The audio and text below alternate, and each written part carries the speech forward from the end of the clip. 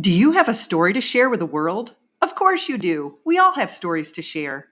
An Anchor podcast allows you to share your interests in a way that connects to others all across the globe. If you have been considering starting your own podcast and don't know where to begin, Anchor makes it easy to record, edit, and publish with the click of a button. You can even add music. Whether it's crime dramas, self-improvement, paranormal adventures, or tips about parenting, you too can share your unique imprint on the world. Download the Anchor app or go to anchor.fm to get started today. You've got this. I believe in you. Welcome to the Existential Empath Podcast. My name is Tanya, and I am an intuitive empath. My intention is to share valuable tools and techniques that I have learned so you can tap into your own inner healer naturally and intuitively. Welcome back, everyone. In today's episode, we are going to discuss the difference between an empowered empath and an unempowered empath. And we're going to discuss tips and tools that will help you gain your power back if you feel that you are vacillating more on the side of the unempowered empath. So when I first figured out that I was an empath, I was working in a healthcare setting. And I was noticing that I was feeling overly exhausted and drained, very, very drained. And when I began to research why this was happening to me on more deeper than a physical level, but on an energetic and an emotional level, I began to notice certain patterns that I was playing out in my own physical reality that were causing some of the burnout, stress, and feeling extremely drained in my day-to-day life. So one of the main things that I was noticing that was taking my power away was I wasn't having consistent sleep. When we aren't resting properly, we are giving our power away in ways that make it really difficult for us to recharge our battery. And as empaths, it's so important that we recharge our batteries because we are energy generators. And when we generate energy and we don't recharge it, we can get drained very, very quickly. And if we aren't sleeping properly or having healthy sleep habits, it can drain us the fastest out of all things, I personally feel.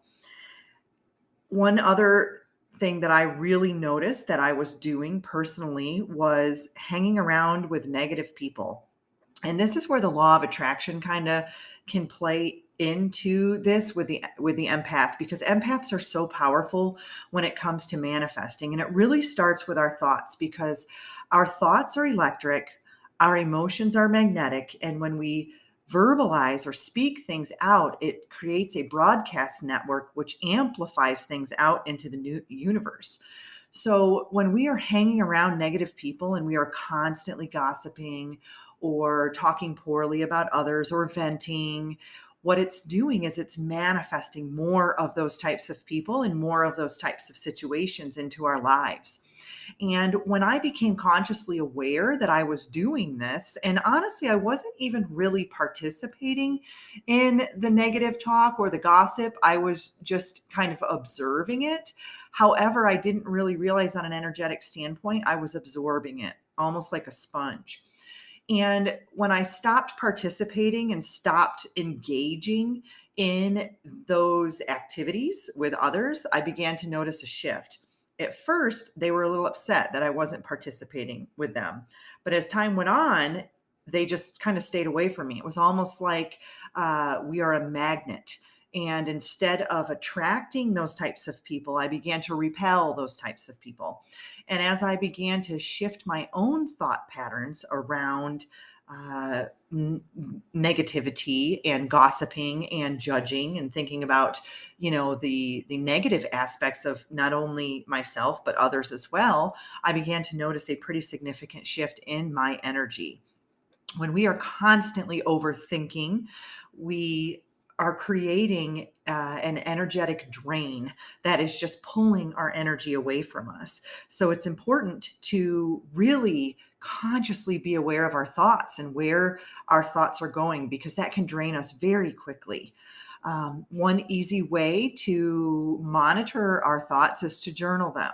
Journal them throughout the day. So that way you have a better understanding of, where is my energy drain? Where are my thoughts going throughout the day? And you might be surprised in the beginning when you start journaling these particular thought patterns. You may begin to notice different routines that you're having. You may notice a lot of negative self-talk or lot of judgment about yourself or others, and you'll be able to take a step back and be like, wow, I'm actually really noticing some very deep rooted patterns here. And once you start to shift your thoughts, you will then notice that your energy will shift as well. So, specifically holding on to emotions like anger, resentment, bitterness, hatred, judgment, those are big time energy drainers. Those will take away your power very, very quickly. So, moving through those emotions and becoming more consciously aware when you are having those thoughts, either about yourself or others, and moving through them through your breath work, through conscious awareness, through meditation, whichever ways work best for you to move through those emotions.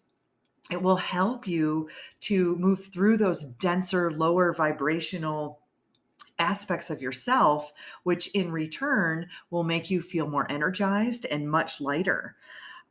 Not being physically active, it's important that we move. Those are big time energy drainers. If we aren't creating movement in our lives, if we're feeling stagnant or stuck, not only does that create physical blockages in our body, but it also can create emotional and energetic blockages as well. So, making sure that we're moving, making sure that we are eating a proper diet, a diet that is nourishing ourselves versus depleting ourselves. It's so important that we drink plenty of pure, clean water. In a previous podcast, I talked about ways that we can enhance our aura, our energy, and drinking pure, clean, non-fluoridated water is one of the best things that you can do. And as we're getting these very powerful energy waves that are pushing through at this time, water is so crucial, and it is so important that we are nourishing ourselves uh, and nourishing ourselves as well. So, some other things that can present themselves when we are taking our power away or giving our power away to others is not only feeling constantly exhausted, but we can also feel kind of confused or lost. We may not know what our path is or what our purpose is.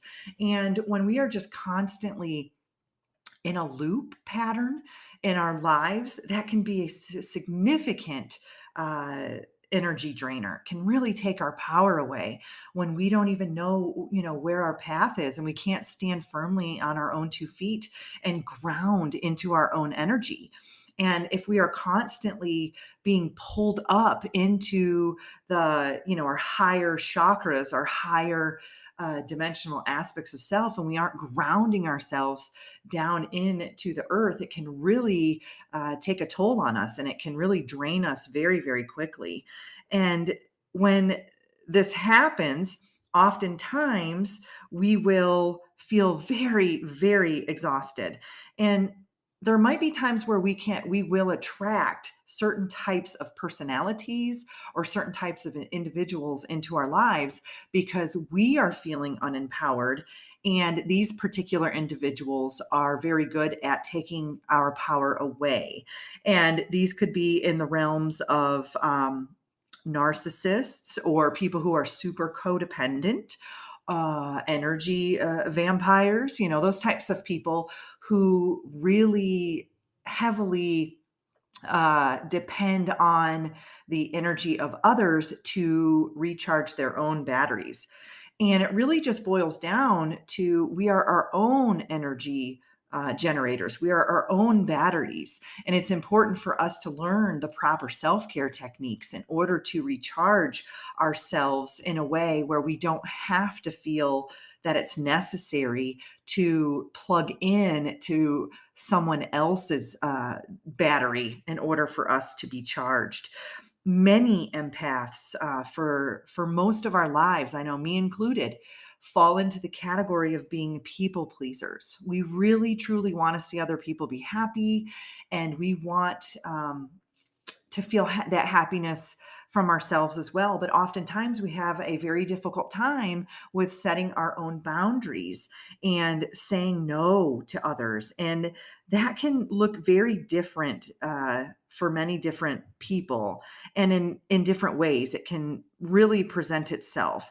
So when we are setting boundaries for ourselves, it's really important that we take a look at some of the habits that we may have created for ourselves that are causing us harm in our daily lives. And you will recognize when you haven't set proper boundaries, because when you start setting boundaries, people will start to fight back, with you, and it'll be very uncomfortable at first. Y- So, what's happening is when you have created so much momentum behind people pleasing, that what it'll do, the moment you start saying no and setting boundaries, people will want to resist that. People will be like, wow, something is changing here. And what's happening is there is a massive energy shift that is changing. So they will begin to recognize that. So as above, so below, as within, so without. So as you begin to change your internal thoughts around people pleasing and setting boundaries, your external reality will begin to shift. So what are some signs that you may need to set some stronger boundaries? You're left with very little time for yourself. So maybe, at the end of the day, you realize that I don't even have time to meditate. I don't even have time to journal. I don't even have time to take a few minutes out and make a nice cup of tea and read a book. I have been overextending and giving myself to others all day long, that I don't even have an ounce of energy to give to myself. You say yes when you really deeply want to say no.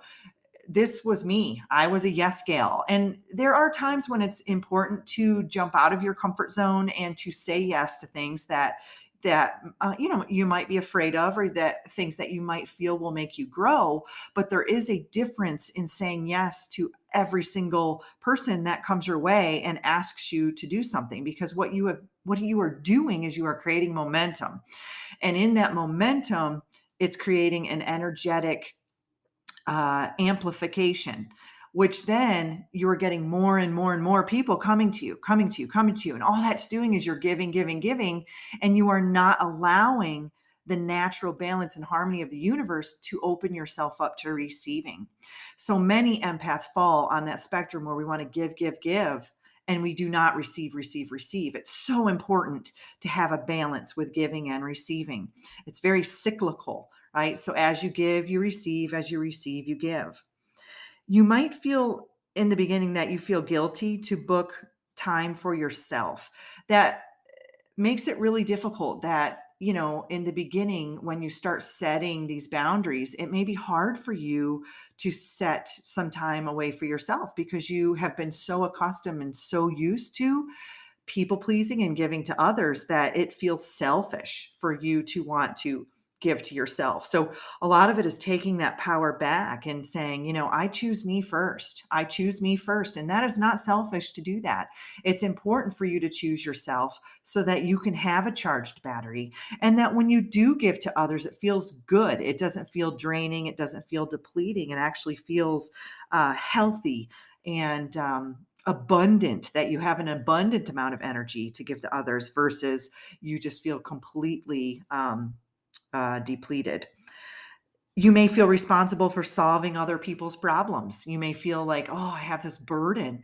So and so is going through this, and they came to me for advice or for assistance, and now I have to fix it. I have to help so and so, get through this really difficult time in their life. And I'm an empath, and I'm here to be that friend for that person, and I'm going to give every ounce of me to this person. And there's a fine line between helping and assisting someone and completely giving away your power to someone. Used to see this often when I worked in the healthcare field with caregivers. They would just give to the people that they were caring for, and then they were not giving back to themselves. And they began to lose weight or gain weight or lose their hair or losing motivation in things that they love to do. And you just begin to feel so depleted from so much overgiving that you don't even know how to give to yourself anymore. So when you take a step back and start trying to book yourself me time, it makes it really difficult to do that because you're so accustomed to helping other people with their own issues that you haven't really taken the time to step back and look at your own healing, what that may need to take place. Uh, you may find it hard to speak your truth because you don't want to muddy the waters or create ripples because you have been accustomed to being a people pleaser. You have been so programmed to think that this is who I am and what I'm here for is to give, give, give. And you have a hard time speaking up when something doesn't feel right to you or something that you don't want to do. You don't want to speak up and say, hey, no, I don't want to do that because you are worried that it's going to upset someone or you're going to look like the bad guy or people aren't going to like you. And so you'll begin to kind of self-sacrifice in order to avoid conflict.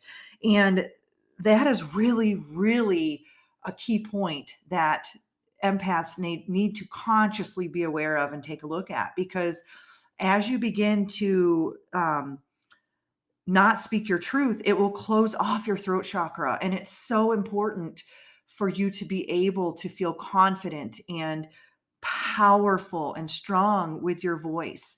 And it doesn't need to be in a lashing out way or a mean way. It really just is speaking up and saying, no, I don't want to do that, or I have other plans, but thank you so much. And, that's not for me, but I do appreciate you thinking of me. There's so many ways that you can say things to people that will give them the answer of no. And I call it the velvet hammer.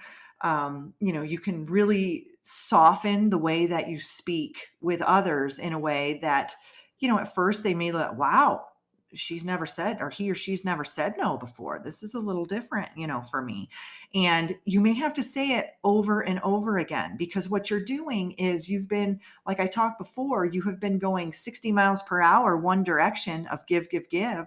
And now you want to turn the car around to receive, and you've got to slow the car down from 60 miles to 40 to 30 to 20 to 10, slow it down to turn it around and then slowly speed back up in the other direction. Because for so long, your subconscious mind is so used to you putting out the energetic vibration of give, give, give. And now you're shaking it up with no, I'm starting to say no to things, and people aren't used to that. So you may have to repetitively do these things and say these things for not only the people to start to realize that, wow, she means business or he means business, and also for your subconscious mind to begin to realize, wow, this is a definite energy shift that, that we're going through right now. So when you begin to move through these different patterns or routines, and you consciously focus on healing them and bringing them to the surface, you will have a sifting process. And the way that I look at it is it's like sifting for gold. So at first, when you start sifting for gold, the water's super muddy and there's a lot of pebbles and debris in there. And then as you continue to sift and sift and sift, it gets cleaner and cleaner. And then you get to the bottom of that pan, and then that's where that golden nugget shines through. And so when you start to shift your energy or you start to make some changes in your personal frequency or vibration, you will begin to notice that the water could be a little murky or a little muddy, full of some debris in the beginning. But the more you continue on with the focused intention of this is the path that I'm on and this is where I stand, you will begin to notice that that debris will begin to filter away and the water will become so much clearer. And then there's that golden nugget of I'm speaking my truth. I'm standing in my authenticity. I am genuine in who I am. I am using my power in a positive, healing, authentic direction. And you could get sucked into, certain circles. Like in the past, maybe you would get sucked into negative circles. And now you're beginning to realize, wow, I'm consciously seeing where I was, say 6 months ago. I used to partake in that, or I used to participate in that. And now I'm seeing it from a whole new perspective. I'm seeing it from a different consciousness standpoint. And it's almost like you're a third party observer once you start really recognizing consciously what is shifting in your energetic frequency. And so when you step into your power as an empowered empath, you will begin to notice things like you will have more energy. You might be more happy. You'll feel more free. You will become a very good manifester, especially if you begin to focus your thoughts and your emotions and your words, and you align them with that gut, heart, brain connection. You align your thoughts and your emotions and your words. You will begin to manifest things really quickly. And you will also begin to consciously be aware of things that you were manifesting when you were in a different vibrational state. When you were in that more negative or dense vibrational state, you can recognize, wow, I was actually creating that in my life. And now I've shifted my energy in a way that I'm creating things that are more of value to me, that are more, defined of who I am and on my path, and in, standing in my highest version of myself. You're going to know what you want. You're going to feel that resonate. However you use your clairs, use your abilities and your gifts, you will begin to know, oh, that's right. That's right on track. I feel that now. Where before, just like the panning for gold, you were in the murky and muddy water. You will begin to set clear and healthy boundaries, and it won't be so difficult anymore like it was when you first started to do that. It will become more natural for you, and you won't hold on to the idea of, oh, I said no to someone and now I feel bad. You'll begin to, understand that, okay, I said no and I did that for myself, and it was in my best interest to say no. And it really does just come down to having that, grounding yourself and really diving into that solar plexus, that chakra of confidence and self-worth and willpower, and feeling that balance and that groundedness. And you're going to feel a lot more clear-headed in the decisions that you're making. You're going to feel a much stronger pull on your path. You will begin to probably move forward in ways, potentially in your career or in your relationships, that you're going to follow things that you love, that you're passionate about, versus just following someone else's path because you felt the need to people please, or you felt guilty because someone asked you to, work with them or to be in a relationship with them, and you just felt by obligation, I should do this because I don't want to hurt someone or muddy the waters. You're going to feel a lot more at ease with who you are and your well-being, and things are going to feel lighter and more flowy. And you're going to see a lot more synchronicities come into your life. And if you are unfamiliar with synchronicities, I have a podcast out there that explains what those synchronicities are. For me, it was very powerful number sequences, people coming into my life unexpectedly with exactly what I needed, animal totems, a variety of ways that the universe can communicate with us through our dreams. You're just going to notice that you're a lot more clear on who you are and where you want to be in your life. And you might even notice yourself wanting to spend more time in nature.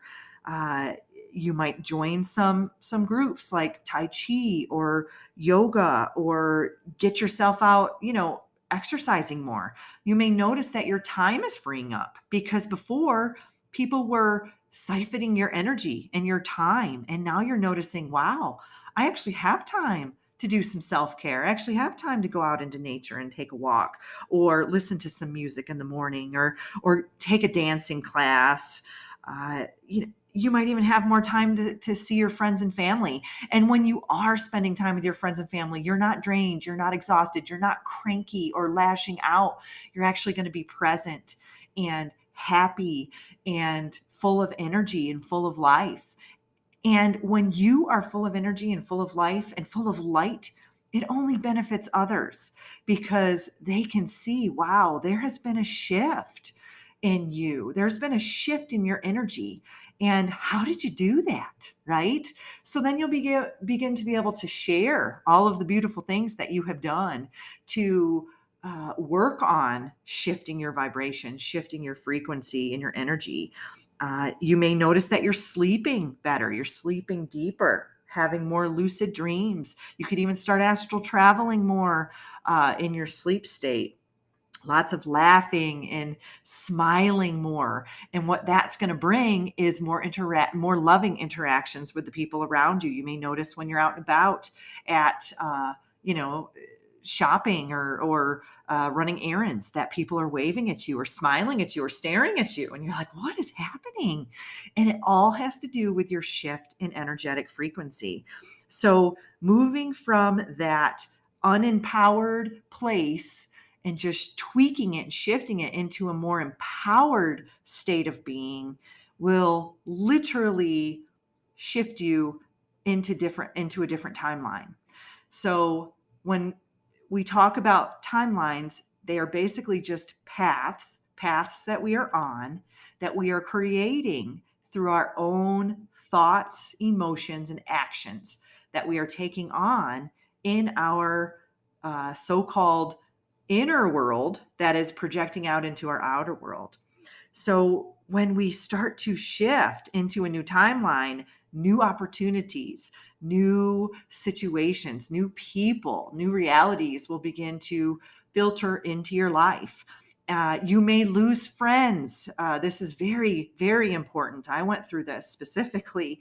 When you begin to say no to people, there are certain people that are so used to you saying yes to them that when you begin to set boundaries and say no, they have a hard time handling that. They have a difficult time dealing with that. You will begin to, just like the pan of gold, sift out your relationships and your friends as you shift your frequency and vibration. And as you do that, you will be shifting into those newer, higher vibrational timelines that are closer to your inner being, closer to your higher self.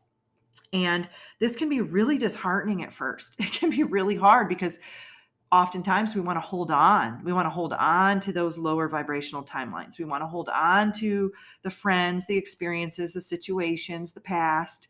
And all that does is it anchors us in to those frequencies, and energetically we're being pulled into our higher vibrational frequencies. And it's like we are just in a riptide. We are just getting, bumped around. So my biggest advice that I can give is to just surrender to it and let go. If those people are meant to be in your life, then they will work on themselves, and then they will shift their energy and frequency as well. And if they aren't meant to be in your life, then that's okay too. Okay. We've just got to learn to accept that it's all vibrational frequency. It's not personal. It's all vibrational frequency. And when we understand that everything in our lives revolves around energy, it becomes a lot easier to understand that this isn't a personal issue. It's absolutely an energetic shift. So if you can't shift into a new, reality by thinking, speaking, and talking about a current or an old reality, it's your thoughts and your words and your actions must reflect a beautiful new reality that you are working on creating. So if there are things in your life that are upsetting you, maybe there's relationships, or your career, or your living situation, whatever it may be, your finances. If you are continuing to focus on the bad aspects of whatever it may be that is difficult for you and you are amplifying it by complaining about it, talking about it, overthinking about it, then you are creating more and more momentum. And what that is doing is it is draining you of your energy and taking your power away.